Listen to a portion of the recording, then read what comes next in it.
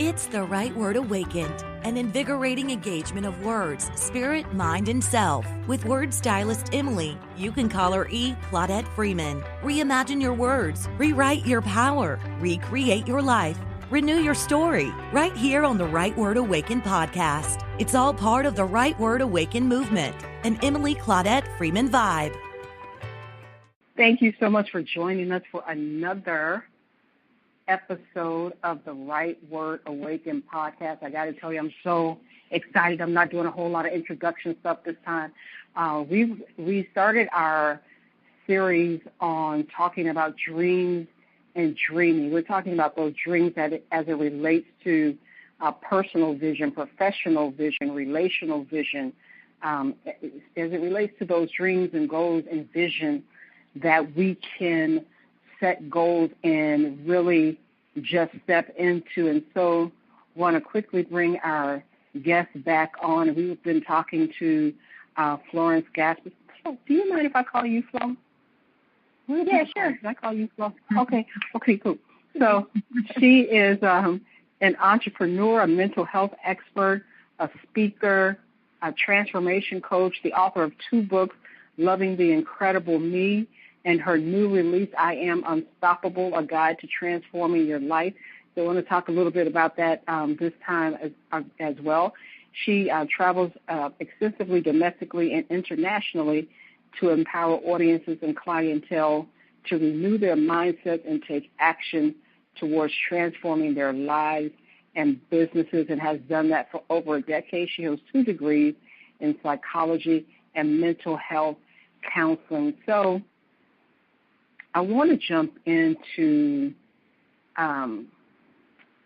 something that I was reading, and it was very early in your book. I was just kind of going through it, and one of the things that you talked about, and I said to myself, that can be very key to our dreams, is you said, oh, here it is. Acting upon a thought is translated and creates our reality. We have to be very aware of our core beliefs and the vibrations that our energies carry. And so when I read that, I thought about how that relates to our dreams, and whether it's a professional dream, a personal dream, or a relational dream, it's all the same thing. Our dreams are a part of our connect with the God, with the I am in us. It's part of our communication with that purpose and with that divinity that he's put in us. And so that creates an energy, that creates a movement within that kind of helps us to know when we're in line and when we're out of line. So is it then possibly the same thing with our dreams? If we're trying to, can our dreams sometimes be out of line with that divine movement, with that divine energy or that divine vibration? Can it be out of line with that? Absolutely. So when you talk about energy field, because we all are energy from the energy source, and so when you are operating this in a low energy, so that includes, whether that's negative thinking, depressed about certain things, in terms of like not being, a sense of entitlement, insecurities, things that kind of weigh on us, then it operates at a lower frequency. And so anything that is in that range, we're going to attract. And so then you got to do the opposite energy, picker-upper, I would say. That includes, being grateful, thankful, even if for the bad times as well, even when things aren't happening the way you want it to happen, but there's a sense of peace, the sense of smoothness that comes along with that. And so when you're in that range, and you attract more of that. And so often we're not aware of the energy that we're putting out there. And so then, but the thing is, when you start paying attention to the fruit that it bears, and that kind of tells you where you operate, And so, and other of us can actually be in any of that space at any time. The thing is to know how to recognize it and then be able to step back and say, you know what, I need to get back in line, because it does take work to get to be in line and be consistent. But once you practice it often, then it becomes more easier to be more consistent. But like any other habit, but it's learning to recognize when you've fallen off and that you need to get back on. And once you start recognize it, then of course you speak it, you think it, you walk it, you do it. And it doesn't necessarily mean that it's going to come to you right there and there. But what you're doing, you're planting the seed and you're nurturing the seed, you're watering the seed. So then it can grow into that, because then now you create that energy of like-mindedness, of likeness, So then anything beyond that, it will repel your dreams. Like, if you look at oil and water, and often people say it doesn't mix, and that's how it becomes. Because sometimes we'll send confusing energy into the atmosphere, right? Because then, maybe we'll speak it, but then, but deep down inside, we don't really believe that we're worthy enough of getting it, or we lack faith in ourselves that something can happen. And so they don't know what to do with the energy you bring, and so it's not clear. And so then you misfire a lot of things that you're not in line with it. So as a transformation therapist, would you say that dreams or having a dream for yourself, or vision for yourself, or a dream that like my friend Vicki said, and you and I were discussing in the first episode, having a dream so big that God blows your mind with it, is that a key component to life transformation? Definitely. Well, the thing with God blowing our minds is that we have to relinquish a lot of control. Because often we ask God for things, but then we still have our hands on the wheel. God. I need you to say that again, and I need you to say that real slowly so that they don't miss that. All right. So we'll ask for something, but still want to be in control of what God has, because the thing is, we understand, our understanding is not the same as God's understanding. Sometimes you'll have that side conversation with God, like, God, what's going on? But the thing is, we have to allow him to be truly in control with everything. And even with our fears, it's okay, because I would tell God, you know what, I'm afraid. But help me. And I say, pray for more strength and more faith.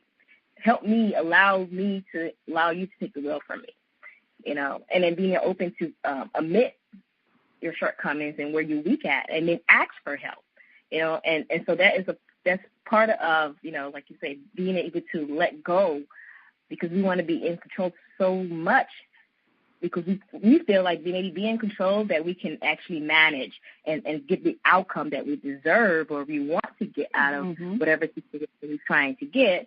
But in hindsight, we don't have all the answers. So we can't control everything, and it's okay, because you want to be the element of surprise. How can God surprise you if you don't allow him to surprise you? Exactly. How about that? Let's pause here really quickly, take our first break, and we'll be right back on The Right Word Awakened. We hope you're enjoying the show. The Right Word Awakened, the unconventional defining and analyzing of words, phrases, and personal life stories will return in a moment. When you were young, you'd scribble a story on notebook paper and proudly read it to an audience of stuffed animals. Just like that, you planted the seed of being a published author. Let that vision grow with Pecan Tree Publishing, a self-publishing company designed by authors for authors. Pecan Tree Publishing works with authors in an array of genres, and our inclusive packages featuring editing, printing, publicity, and marketing. Get additional information at www.pecantreebooks.com. Welcome back to The Right Word Awakened, an Emily Claudette Freeman vibe. One of the things that you talked about in our first episode is that people either people's dreams can be affected by the fact that they stop communicating with that spiritual side of themselves, or they never had that dream connection because of their environment, because of their circles and that type of thing. So let's talk a little bit about those people who've lost that dream connection. They had those dreams before. They had that dream communication with the I am and with God. But along the way, for whatever reason, they lost it. I remember years ago when I made a leap of faith into something. I did it at the same time that I'd been praying a lot about patience, and didn't realize initially until I really got into it that when you start praying for patience, you get put into some situations where you have to really get patience, and you don't think about that. And so I in hindsight, I teasingly tell people, I don't think I should have took a leap of faith and been praying for patience at the same time, because the two things together, that took me for a ride. But even in those moments, Flo, there were, in those moments, I would tell myself sometimes, this is just very real and very transparent, that I don't want to dream anymore. I don't want to dream anymore, because it kind of started to feel like those very dreams and that vision was taunting me, Okay, but it was never. Go ahead. No, go ahead. Then I was curious in what sense it was taunting you. I guess you can elaborate on that. I just felt like because I had all of these big dreams and this big vision, but I was in a period of my life where everything was running short. Everything was operating in lack. Everybody was telling me things like, you need a real job. The running the business thing is cute. Things like that. Mm-hmm. So, and so I would tell myself, okay, you know what, somewhere in your intellectual mind, you should probably ask yourself if all of these dreams and stuff that you have is this of God, or is it just your vivid imagination? And so I think that's what became that. Yeah. So I get when you can kind of get that disconnect from that dream communication, that dream language, and it is I think it's a very key language to who we are and what we're supposed to do and why we're here. Yeah. But it's a language that's very easy to disregard and disrespect. Oh yeah, and it's a growing pain process sometimes, or often for many people, especially when you get into building a business, because you got to deal with a lot of things that working for someone, you have somebody else that needs to deal with it. But when it's your thing, you pretty much pick up all the slacks, if anything. And I know, like, even when I started, because I did the traditional thing that everybody does. You go to school, like your parents say, you get a degree, and then, for me, it just hitting to a point where I was feeling stagnant in my career, and I was like, okay, what else? And at that time I was, like you said, in a search, but I couldn't really pinpoint exactly where I wanted to be. But the thing is that I became restless, because it was like a nagging thought that I must find it. And I was just searching. I was in a search, no matter what it is. So I guess when you're in that search, then you can recognize it more because you're ready to receive it, versus, if you're dismissing it or et cetera. And so then, I went to the stage where I found myself, I needed to prove, what I was doing to others, because, again, for example, growing in the Caribbean household, it was like, get a job, that's what you need to do, and, this is not going to happen. And so, and then despite, even with, my family, we had a few entrepreneurs in my family, but I guess because of the hardship that they went through, et cetera. So what I started learning is that, that people are putting their own limitations on me. And I had to shake it off. I had to learn how to shake it off. And I recall even hearing a speaker back in high school. It was a black woman. I don't remember her name, but she came and spoke to us. And she wore dashiki. And so she stood out. And so I recall she was saying she worked a corporate job, but she didn't really fulfill her career after being there for many years and climbing the ladder, that she eventually made the choice to leave her career. And then her mom was like, "You crazy? What are you doing?" And then she stated that she had to get to a point where she had to keep her train going despite who wanted to jump on it or not. She's like, "Mom, I love you, but I got to do this for me," And so that I guess it kind of resonated with me, even though I was like in high school. And I remember saying, "Oh, okay, that's pretty cool." Now, mind you, I didn't think about this lady at all. Years passed, a decade passed. And when I started to have my own vision and seeing, going through the same struggles and challenges, then that memory of hearing her speak, her words kind of like came back to me like it was yesterday. And I was like, oh, my gosh, God prepared me. He warned me. And that's how I take it. He warned me that's how it was going to be. And so when I get that, then I started to say, you know what? Thank you. I have to start talking to people that understand what I'm doing. So I learned to diversify my conversations. That's how I put it, right? So, yeah.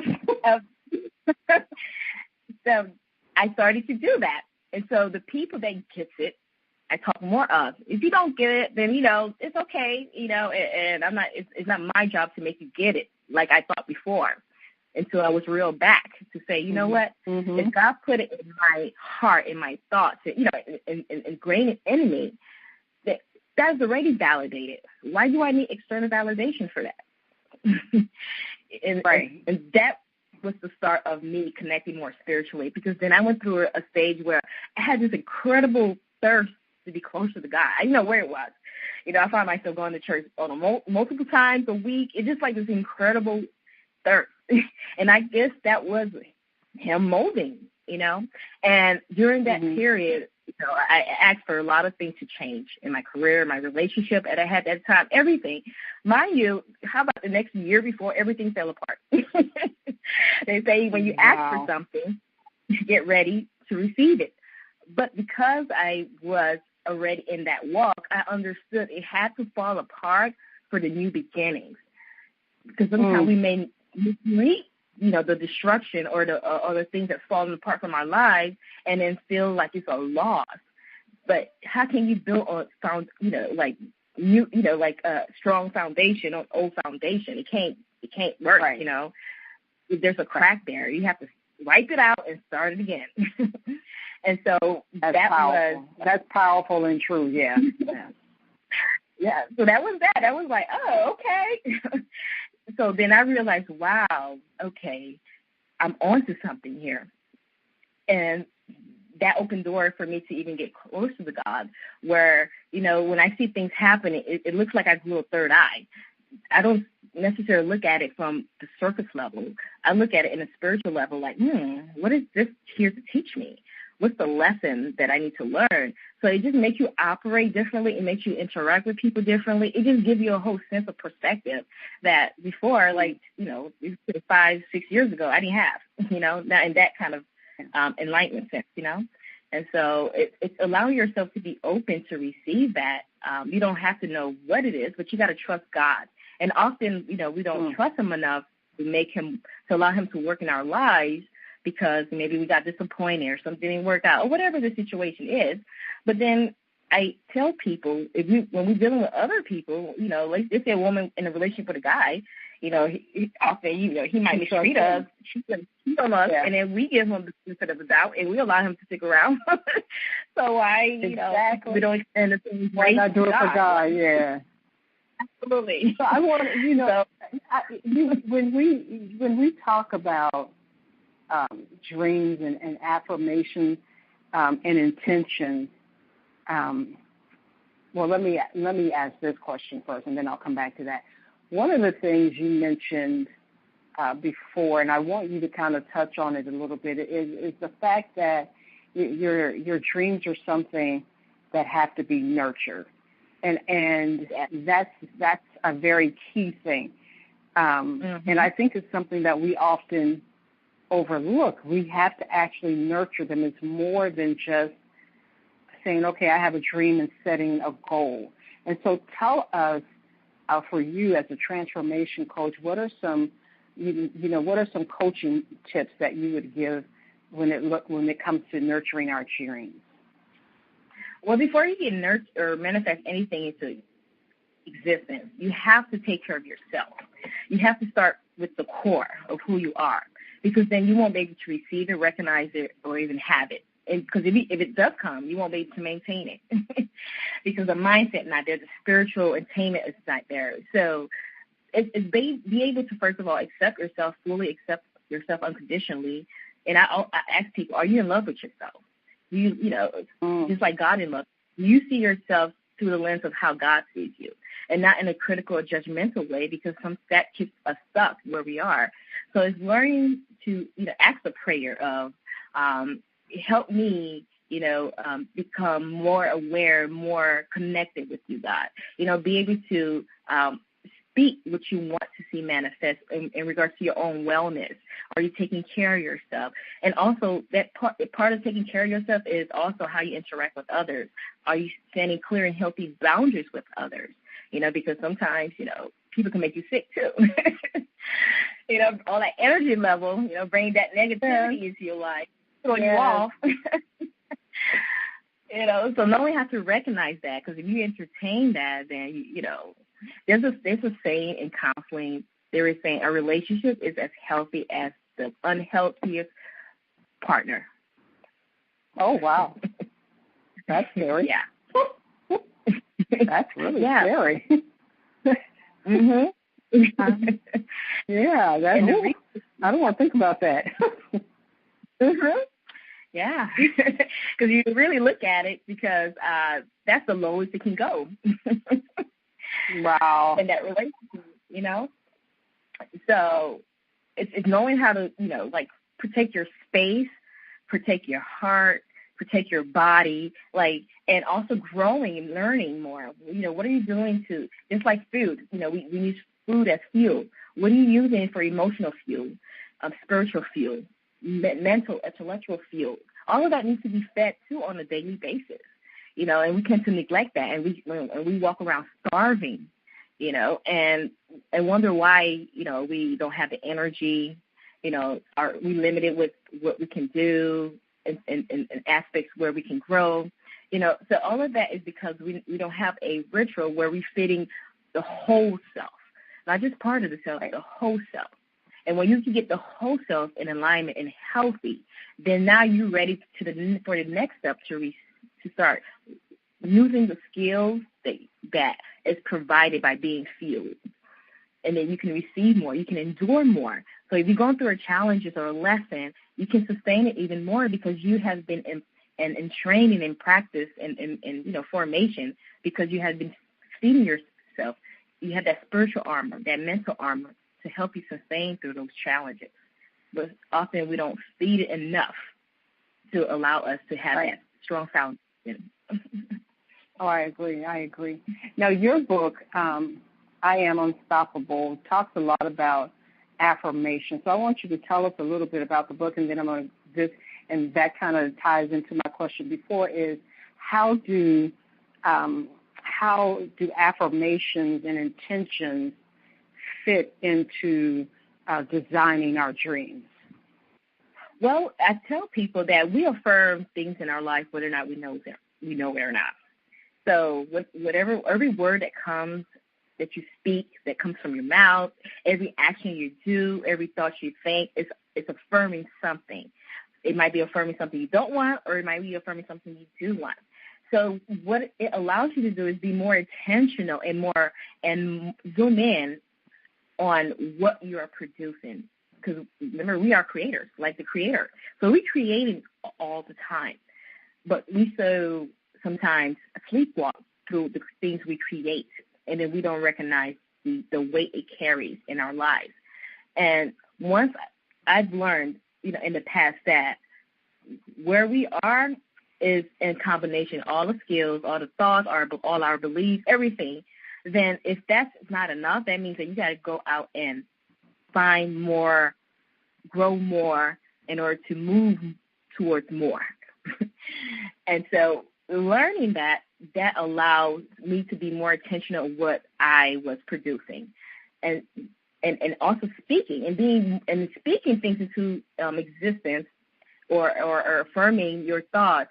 It allows you to have more confidence in yourself, even in places where confidence maybe didn't exist, because then you're hearing yourself say things maybe you do believe or don't believe, but if you're speaking it towards something you want to manifest, and you do a ritual where you say it to yourself often, or you visualize yourself doing it or being there or having it, then it kind of retraining your brain and the pathway to your brain to say, I can have this, I can be in this, I am this, and then you become more in line with this, whatever this is for you. So the power of affirmation is very powerful because we do it, we create it regardless if we understand it or not. And why wouldn't you want to know or have attention of what you're producing? Because what you're producing is allowing you to assess the fruit that you're bearing. And if you don't like the fruit, then you can choose to plant a different seed. Exactly. Ooh, that's good. I like that. So let's do this. Let's take a quick call from our callers. And then when we come back, I want you to make sure you tell us where we can get your book, because I think that's very important, right? So it looks like we have a question from caller number 2. Go ahead with your question. I know you talk about, one thing about affirmations that, you spoke about earlier, like having movements and being able to, like, see goals in your life. Like, how do you continue to just be consistent in that? Like, how do you, don't let the negativity, or just like your book is called Being Unstoppable, how do you continue to be unstoppable when sometimes you feel like, man, I feel like stopping, or you feel discouraged about certain things, or you get a no, or you get a denial? How do you continue to be unstoppable is my question. Well, the first step is awareness. Learning to recognize it instantly instead of like letting several days, weeks, years go by and you don't recognize it. And, I tell people, you'll have days when you fall off and you maybe not feel as motivated, or, you just maybe, whatever's going into your life. But it's to acknowledge it, to know that you're in that space. So sometimes, people don't recognize that they're in that space, and then they wishing for other things to manifest, but don't understand that they're producing something entirely opposite or going against what they desire. So even with me personally, when I feel like, okay, I've been off, my game, or off, the wagon here, like what's going on. So this is time, information and data that is feeding back to myself to say, you know what, I think you need to take a step back and just reassess, reevaluate, just like a navigation system in the car, when it's kind of like, can't pick up the signal in the direction it wants to give you, it will redirect you to, to another direction. So it's knowing how to recognize it really quickly, and then know where it's coming from, where it's stemming from.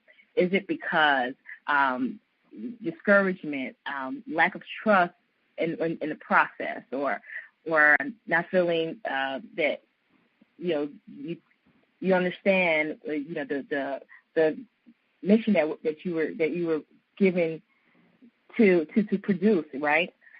And so it's recognizing it and understanding where it's coming from. So part of understanding is asking empowering questions like, okay, I'm not as motivated.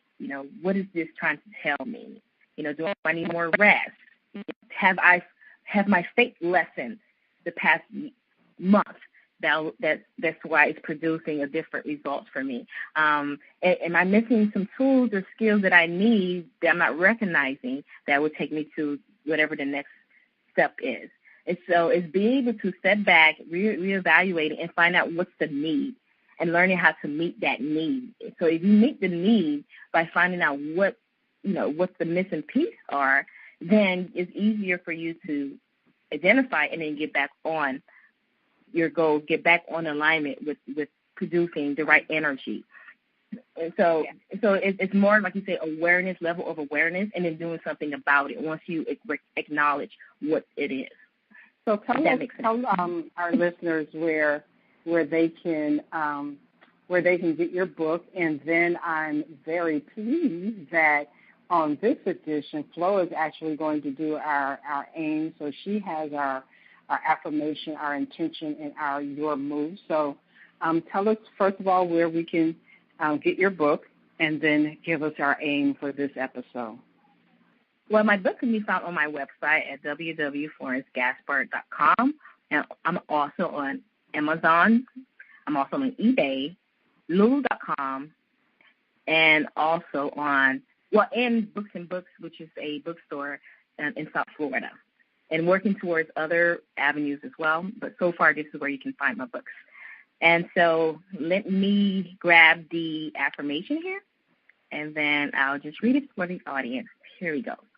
So for affirmation, I affirm that I am divine energy created in the reflection of the Most High, set to live the highest and best version of myself with intention. I intend to live on purpose and for a purpose and be fully open to receive all of what God has for me. And then my move, today I will live my life with intentions and direction. I will continue to grow in all areas of my life and believe in myself that I can achieve all of my dreams to the very last drop. Amazing. And as always, guys, you can we'll definitely post the aim in the discussion group on Facebook so that you'll have it. And you can always request it by emailing rightwordawaken@eclaudetliterary.com. Folks, thank you so much for joining us for this discussion on dreams. It has been amazing. I took down so many notes. At some point I was like, I probably should ask something else so she knows that I'm actually here. But thank you so much for joining us. And again, her website is www.FlorenceGaspard.com. You can find out all kind of information there. You can find out about her coaching opportunities, about the book, and so much more. Thank you for being a guest on the Right Word Awaken podcast. We appreciate it. Thank you. I'm honored to be in your show. Thank you. We'll talk to you next time, guys. You've been listening to The Right Word Awakened, an invigorating engagement of words, spirit, mind, and self with word stylist Emily. You can call her E. Claudette Freeman. Want more information? Visit www.eclaudetliterary.com. For sponsor, guest, and other show information, email rightwordawakened@eclaudetliterary.com. Until next time, tell your words to wake up.